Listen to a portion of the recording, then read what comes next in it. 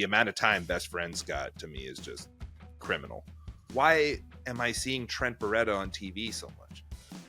Nothing against Trent personally. Having said that, why the hell am I seeing Trent Beretta on TV so much? I just feel like AEW has never recovered since CM Punk left. In your eyes, has AEW lost its luster? And if you could change one thing about AEW, what would it be? Has AEW lost its luster? Yes.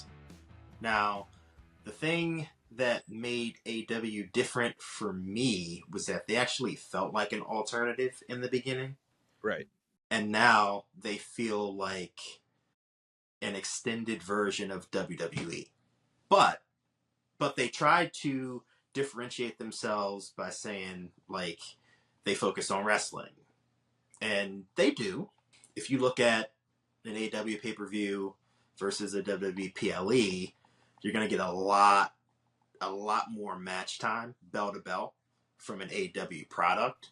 Right. The issue, though, is that there's too much focus on the former WWE guys.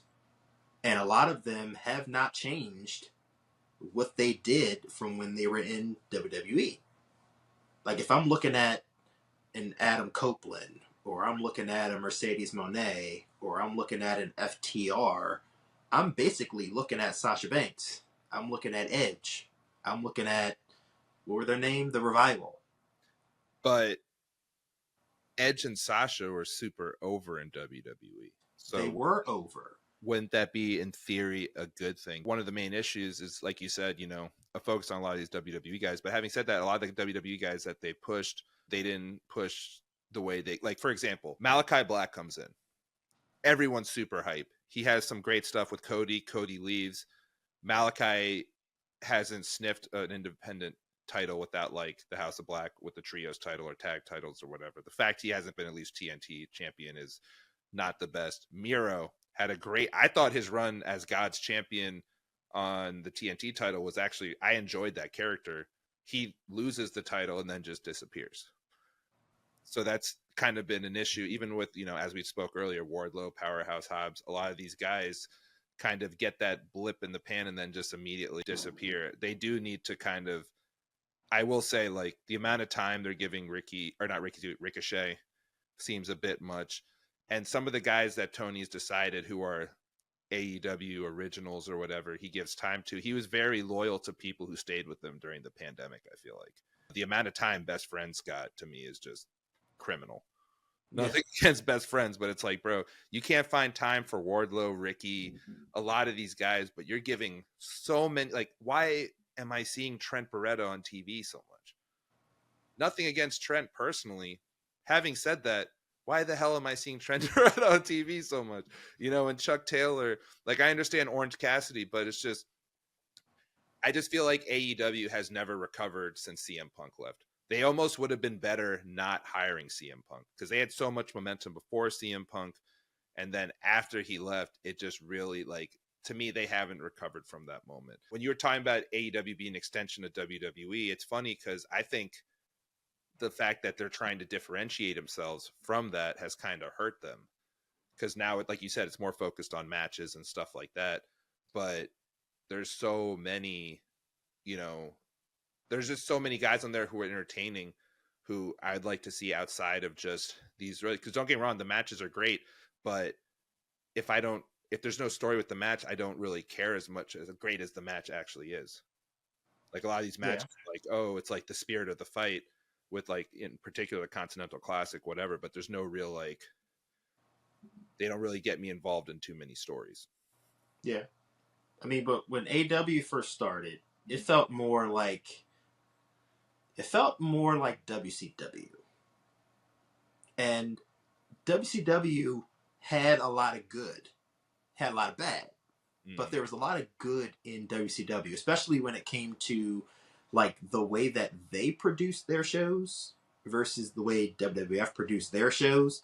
And I feel like TNT kind of captured some of that when AEW first started. It actually felt different. It felt unique. It just had a different feel to it. And Tony Khan did a good job setting himself apart with the superstars that they had. Right. Right. And it wasn't looking at the same person that you saw on Mondays and the same people that you saw on Fridays.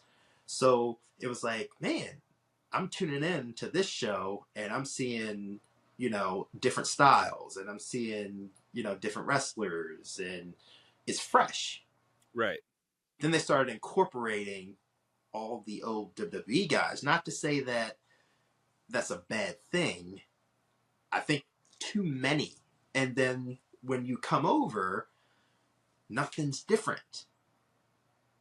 So like if you go back to WWF days and you look at like Hogan comes over to WCW with the red and yellow, right? Trying to capture the same thing that he did when he was in WWF.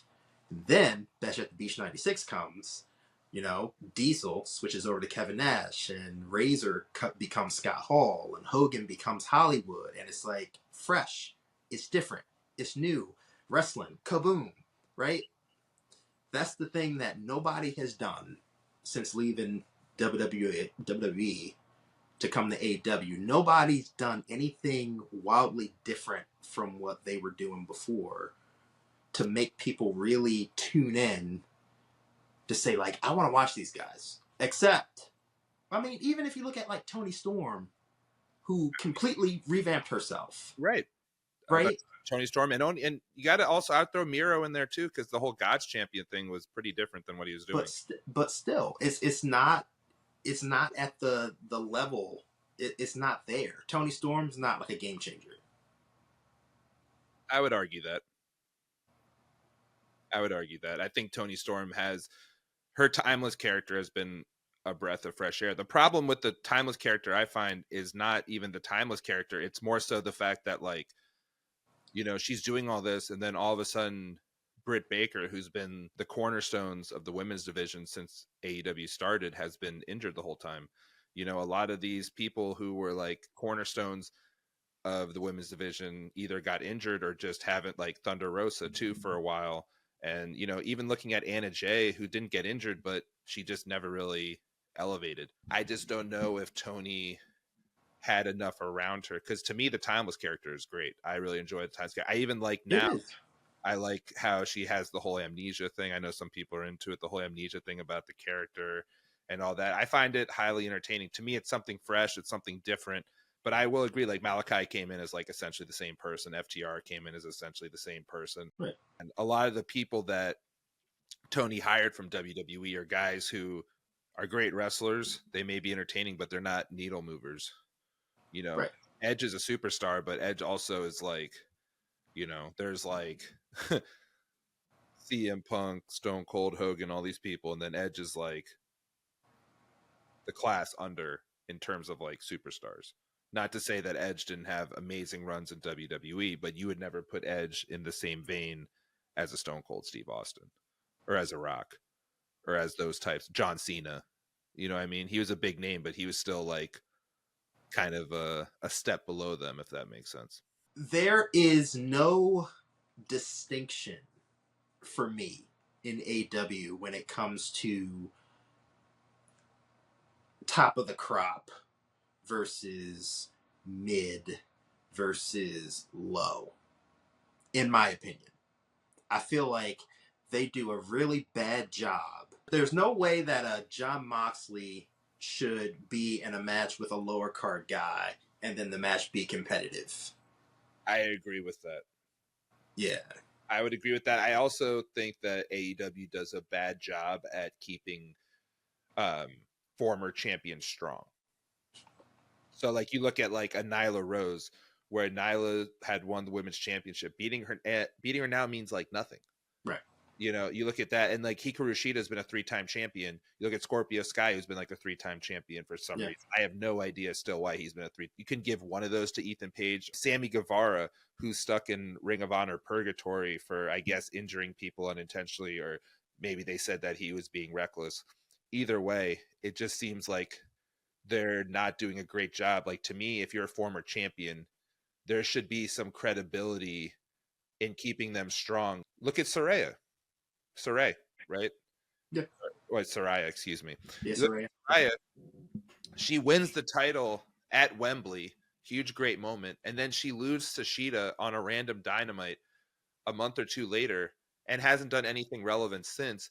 And it's like, to me, you take Saraya, you have her lose to somebody else like a Willow Nightingale or, Sky. Not that I think Sky Blue is the person, but I'm just saying like someone else who you could level up and get to that next level. Having Sheeta beat her did nothing. And Right. Saraya's never been relevant like that since that point, anyways. So it's like you kind of just wasted that opportunity. Even having her lose to Jamie Hayter would have meant more. Mm-hmm. You could have had Jamie beat her, but instead you had her lose to Sheeta on a random Dynamite for Sheeta to be a 3-time champion when the first two didn't really do anything to elevate her, anyways. Yeah, I feel like her winning the belt at Wembley was just hotshot booking. Oh yeah, well it's also to be like, well, you're in the UK, the hometown girl won. Absolutely. And it's just, again, I wasn't mad at that. I got annoyed after the fact when it's, she wins and then her loss didn't mean anything. It's too much. It's too much of a willingness or a need to send the crowd home happy. Yeah. And when you do that, you lose the heat on your heels. I'm not mad at the fact that Saraya won at all. And Yeah. that it's just, to me, but just follow-up was just not good. Yeah, I'm just speaking generally. Mm-hmm. Like typically when you're watching like an AEW show, most of the time the crowd is being sent home happy. I mean, but you and I had a great time when we went to the show. Minus watching Rampage at the end.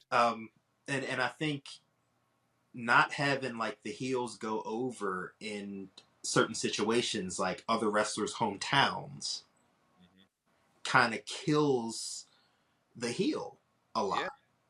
I mean, there's a reason why Empire Strikes Back is the best Star Wars movie, man. The bad guy wins. The bad guy wins. It matters that much more because if the bad guy can win, it makes when the good guy wins that much more important.